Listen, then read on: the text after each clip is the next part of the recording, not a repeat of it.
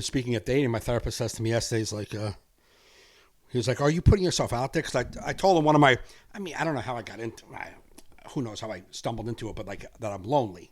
Yeah. He's like, yeah, you sound lonely. Like, and I'm like, yeah, I mean, yeah, I am.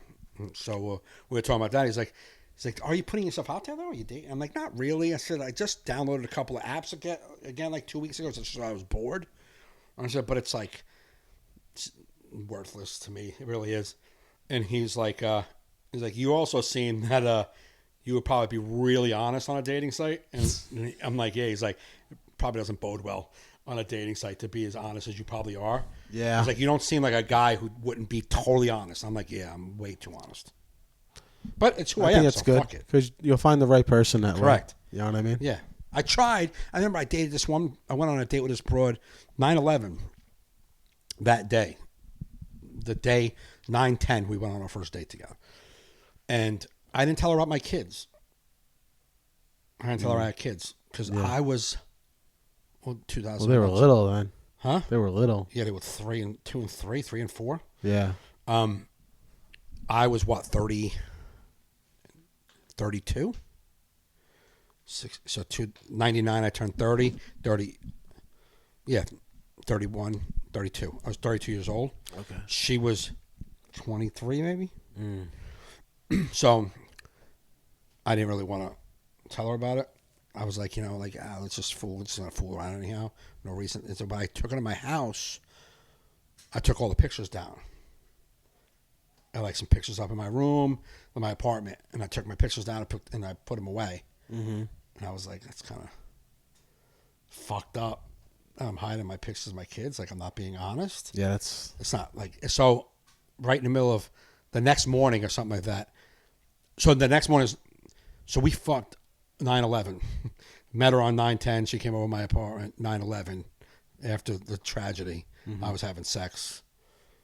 Well, you were in mourning. You had to feel better. It's the way I was. So sad. Don't judge how I mourn. Yeah. Right? I was so sad. We went to Blockbuster at like 8 o'clock at night, 9/11 night. Went to Blockbuster, rented a prop, Mm-hmm. It was Hannibal Lecter 2, the second one with fucking Ray Liotta, where they ate the brains out. Oh, Hannibal. Hannibal. So we rented that. We got through about, I want to say, a good 30, 40 seconds, and then we started fucking. You know what I'm saying? Like, I don't even know if the movie, I just know that one time during... The FBI warning came up and you were in? We were in. Yeah. And I just remember... Like, this movie's great. we were in. I just remember one point, I looked up at the screen, mm-hmm. and it was like he was eating monkey brains. Hey, honey, I know this isn't supposed to give me a hard-on, but are you ready? Normally, monkey brains don't do this to me, but... I don't know if it's a mixture of the 9/11 tragedy. You're so special. And it's just like a mix. You, the monkey brains. Don't always just be monkey brains. It does nothing for me, but you, monkey brains. Cannibalism. I love it. It's working. Will you marry me?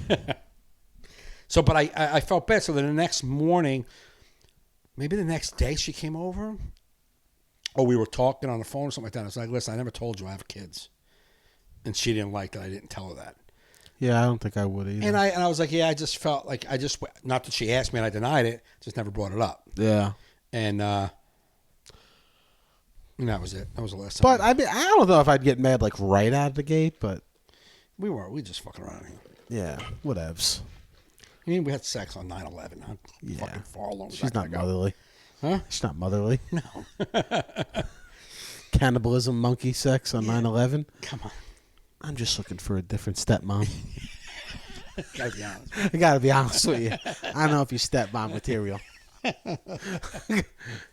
You're sleeping with a piece of shit like me on 9/11 after watching a cannibal movie? Yeah. I don't know if I want you kissing my kids. Or picking them up from school, if I'm going to be honest.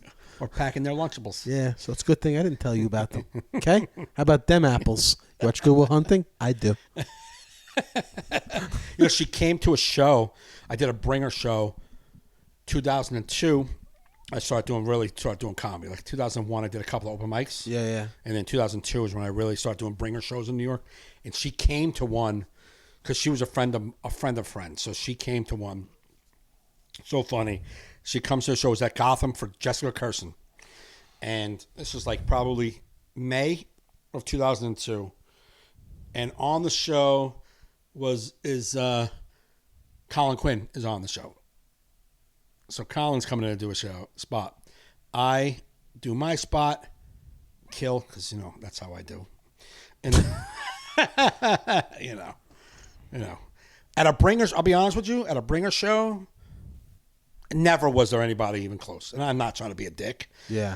No, Frank would be like, how are you on these shows? I don't understand what's happening. Right. But it's how you start. I don't know this. I'm just doing Bringer shows. Right. I used to do Jessica's shows so much. Jessica was like, listen, Mike, I don't want you doing Bringer shows anymore. It was her shows. And she didn't want me doing Bringer shows anymore because she goes, enough. You just get out of this. Yeah. This is not where you belong. And she sent me to the next level where you barked for shows, but I had to bring people. You know what I'm saying? Right. But so she comes to this show, and if you remember the old Gotham where you would be upstairs for the show and downstairs was like the green room lounge area.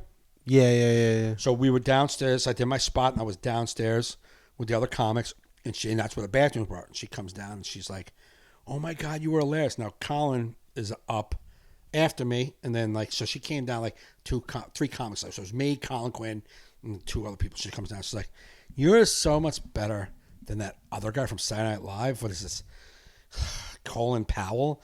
All he does is talk. All he does is talk about politics. And I'll tell you right now, I don't know anything about politics. Clearly." We find that girl. You voting for Colin Powell, the comedian from New York? No, never. He wasn't even that funny. No, you can't vote for unfunny guys. But as soon as she was like, "Oh my God, you were so good," I'm like, "Oh, thank you for coming out." And she's like, "You're so much better than the guy from Saturday Night Live." And I'm like, "I didn't get this much." She's like, "Colin Powell, right?" All he does is talk about politics. I don't even know nothing about politics. And then her compliment went from, "Oh, thank you," to "Oh, you're just dumb." I don't think I did that well. I could have done that well. I couldn't get Colin Quinn